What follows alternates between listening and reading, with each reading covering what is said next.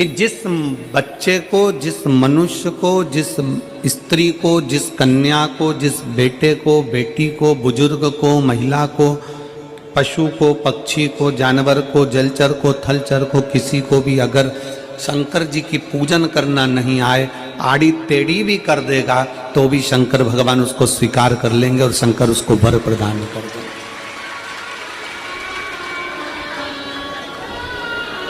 शिव उसकी पूजन को स्वीकार कर लेते, शंकर भगवान उसकी पूजन को स्वीकारते।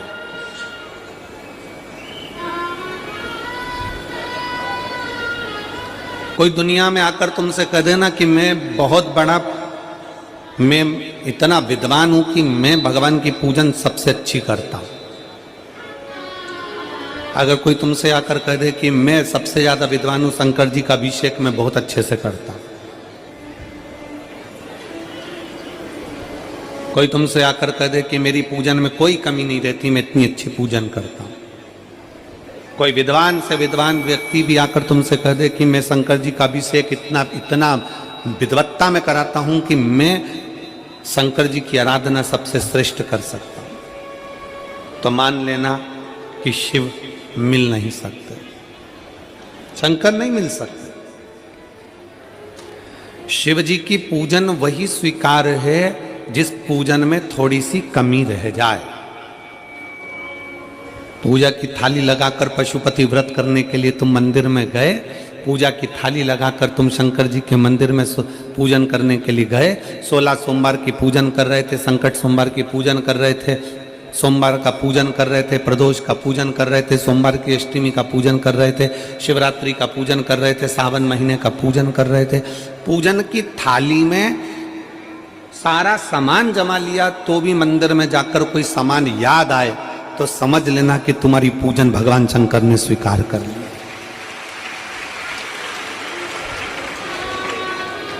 और मुझे विश्वास है मेरी जीजियों पर, मुझे विश्वास है मेरी बेटियों पर, मुझे विश्वास है मेरे बेटाओं पर और मेरे जीजाओं पर।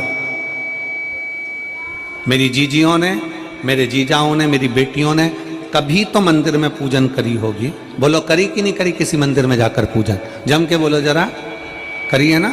और आपकी पूजन की थाली में, आपके पूजन की थाली में कुछ ना कुछ कमी तो रही होगी ना।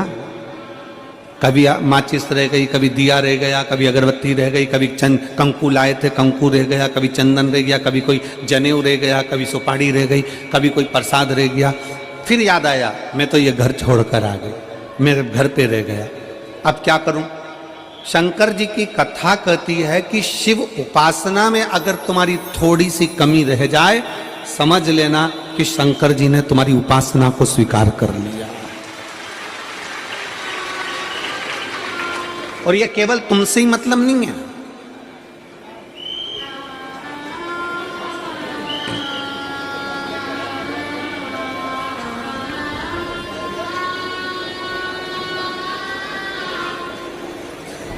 केवल आपसे मतलब नहीं है कि आप ही आपकी पूजन में ही उपासना में कमी रह जाए। ये शंकर भगवान का वर है, ये शिव जी का वर है। किसको? भगवान नारायण को। जिस समय पर नारायण ने संकल्प लिया था कि सावन के महीने में 108 कमल के पुष्प रोज समर्पित करूंगा, सुनिए कथा सबने। 108 कमल के पुष्प भगवान नारायण ने संकल्प लिया कि मैं भगवान को रोज दूंगा। रोज 108 कमल के पुष्प मंगवाते देते। सावन का आखिरी दिन था,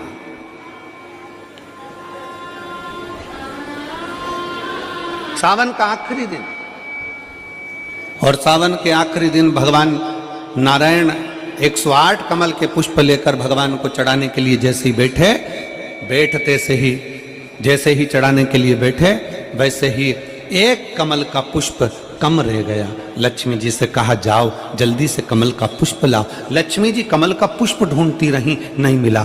सब दूर देखा, सारी जगत में देखा, पर कमल का पुष्प लक्ष्मी जी को नहीं मिला। लक्ष्मी जी को कमल का पुष्प नहीं मिला। आखिरी में पूजन की थाली में कमल का एक पुष्प कम रह गया। भगवान नारायण ने अपना आंख निकालकर भगवान शंकर को समर्पित कर दिया।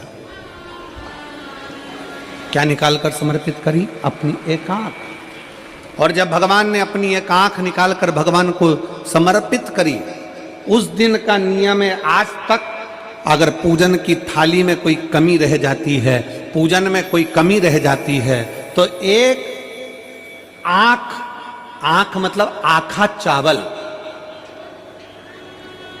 आखा चावल जानते हो आप लोग? जम के बोलो जरा। आखा मतलब पूरा। हम आंख तो भगवान को नहीं दे पा रहे इस संसार सागर में, कली काल में। एक आंख के बराबर आखा चावल, एक आखा चावल पूरी पूजन होने के बाद शंकर जी को समर्पित कर दो। शिव भगवान नारायण की आंख के बराबर उसको स्वीकार कर लेते, भगवान शिव उसको स्वीकार कर लेते, शंकर भगवान उसको स्वीकार कर लेते, शिव उसको स्वीकार कर लेते। भगवान नारायण ने एक आंख भगवान शंकर को दे दी, शंकर भगवान ने अपना सुदर्शन चक्र भगवान विष्णु को दे दिया। भगवान शंकर त्रिनेत्रधारी हो गए और भगवान नारायण सुदर्शन चक्रधारी हो गए।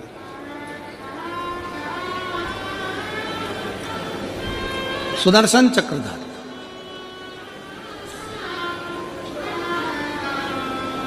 108 कमल के पुष्प में से एक पुष्प अगर छुपाने वाला कोई था तो वो देवाधिदेव महादेव थे। शंकर भगवान ने कहा भगवान विष्णु से, हे नारायण, आपके कमल के पुष्प को, एक पुष्प को मैंने छुपाया था, आज मैं वर देता हूं, जो शिव की आराधना करेगा, जो शंकर की आराधना में बैठेगा, उसकी पूजा की थाली में जान करके नहीं तो तुम घर पे कोई सामान जान करके छोड़ जाओ, जान करके नहीं, लेकर सब जाना है। पूरी पूजन की थाली में अगर कोई कमी रह जाती है, शिव कहते हैं उसकी पूजन को मैं स्वीकार कर लेता हूं, उसकी पूजन को मैं स्वीकार जान करके कोई कार्य नहीं करना है अपने को। नहीं तो तुमने सोचा कि पूजा की थाली में सब कुछ रख लूं, एक सामान घर पे छोड़ दूं, सीवर वाला महाराज जी बोला है, ऐसा काम नहीं करना है।